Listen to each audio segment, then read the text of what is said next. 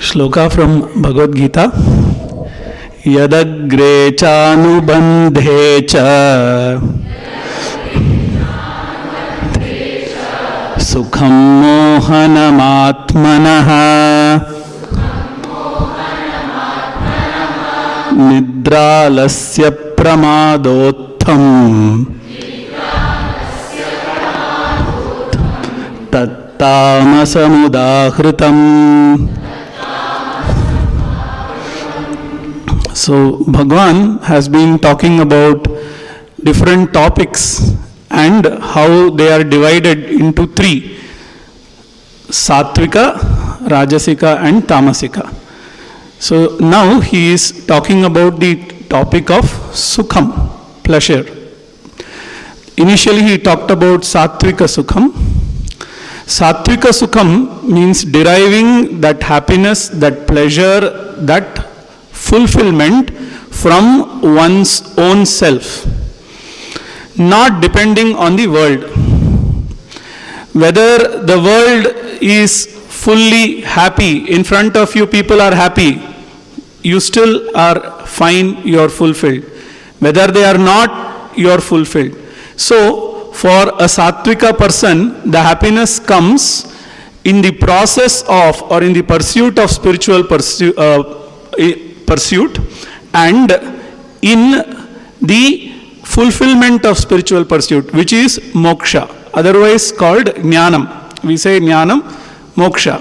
So knowing the real nature of who am I, and then with that knowledge you hold upon the knowledge, that gives you sukham, that is Sattvika Sukham. Rajasika Sukham is more materialistic, where you are dependent on external conditions, situations for your happiness. And therefore what if a particular situation, if a particular setup is not giving you happiness, you try to change the setup. Why? Otherwise you become upset. You know, setup ulta is upset. So you become upset. So if the setup is not fine, oh, this person is not fine, that person is not fine, my friend is not fine, you want to change.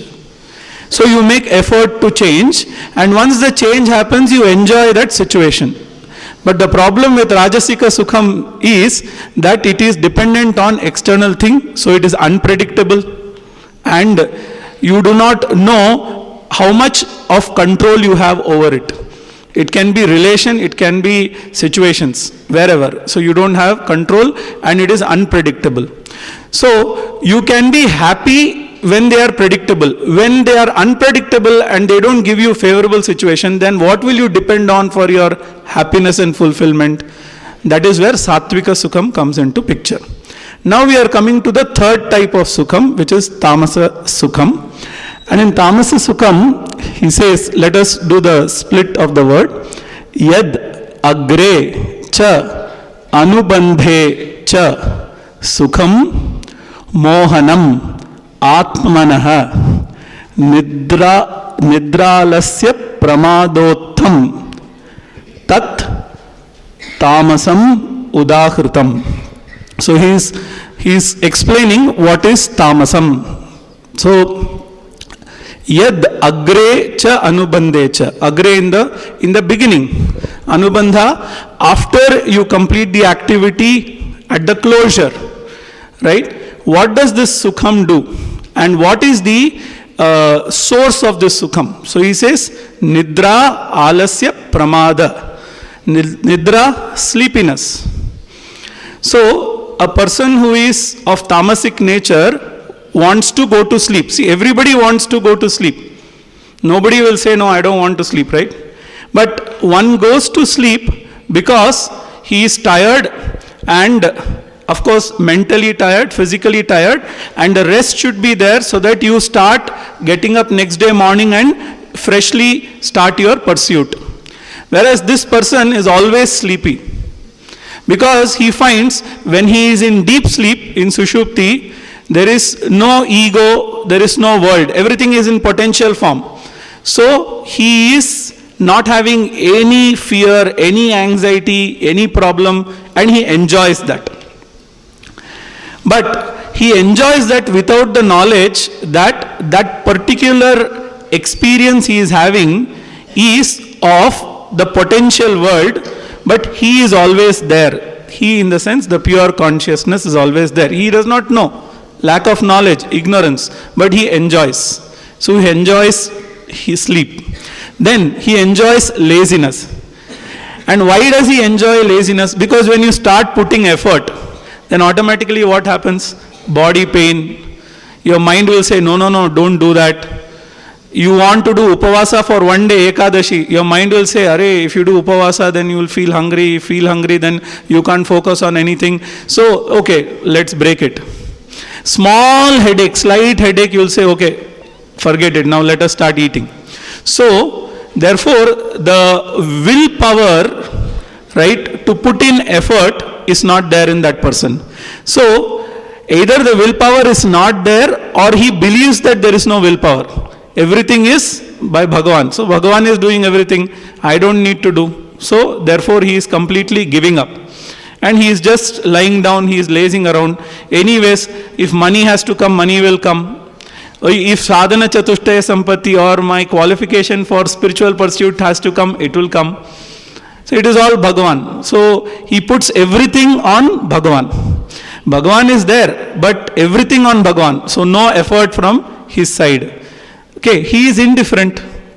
So therefore he says, okay, whatever has to happen, happens, let it happen. So he is indifferent. So therefore the use of willpower is less. Whereas if you compare this with Sattvika and Rajasika people use willpower for material growth. They use willpower. And that is not adharma. If you are wanting you have some material desire, you want to fulfill it dharmically. Scriptures don't talk anything about it. And how does a Sattvika person use the willpower? He also uses willpower, but for increasing his qualification to get the knowledge which is moksha. Therefore, this is how the three people. Tamasika people, they don't use any willpower. If they believe that there is willpower, but they still don't use it. And some of them think that everything is by God, so it does not matter, and they laze around. So therefore, that is talked about. And so therefore it is Nidra Alasya Pramadottham, Sukham. And what kind of Sukham it is? The nature is given. It is Mohanam, it is deluding. People think, when you see a movie, nice movie, okay, you see one clip, one reel, it is very nice. Then you start seeing second reel, it is very nice. You want to just lie around and see reel after reel. Correct? Many of them do. If it is Sunday, if it is a rest day, they do it. So basically what happens, okay, one reel you see, you feel that is giving you happiness. So you think that is what is going to give you happiness. Just laze around, keep seeing reels without any purpose. So therefore, it is mohanam, delusion of the mind. And when does the mind get deluded?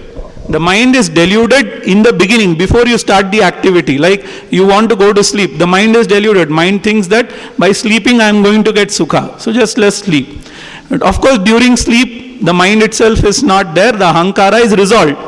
And therefore, during sleep also sukham. After also you feel, yeah, this is what is going to give me sukham. The mind gets deluded. The intellect gets manda. It is not sharp. It is very blunt. The intellect, the capacity to do discrimination. Therefore, he says, such sukham keeps, that sukham is of the type such that it deludes the mind. And such a sukham which deludes the mind is called tamasam, tat tamasam udahritam. So what is the learning here? From tamasa sukham, everybody starts with tamasa sukham. All of us initially are instinctual. Instinct says what? Eat, sleep, enjoy. Instinctual. From there you have to first come to Rajasika Sukham, where you have some motivation to do something because something outside is there and I desire that. And then finally come for Sattvika Sukham. And Sattvika Sukham is the best Sukham. You know why? Atma Nirbhar. You are only dependent on you for the fulfillment. You don't depend on anything outside. And therefore, this is what Krishna Paramatma is giving all the three Sukhams for. He is not just giving all the three. He is saying from Tamasika, you are there, fine. If you remain tamasika, you know what will happen throughout the life? Next life, tathastu. So you become an animal, because animal also derives pleasure from just lying down, sleeping, eating. So what is the difference in human being? Buddhi, willpower. That has to be utilized. Thank you. Namaste all of you. We all know that a group of students from S-VYASA has gone to NSS program, Nelamangala. So let us have few photographs of the students who are working there. They are indulging in different activities like Shramadana, listening to lecture, satsangas and other things. Next please. Next.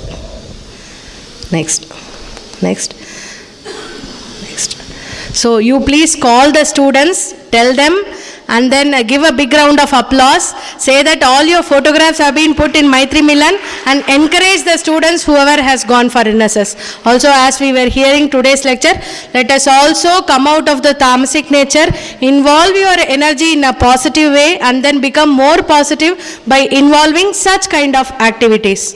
Thank you. Hari Om.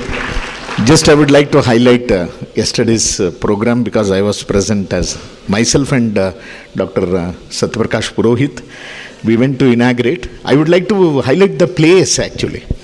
This is called as Nijagal.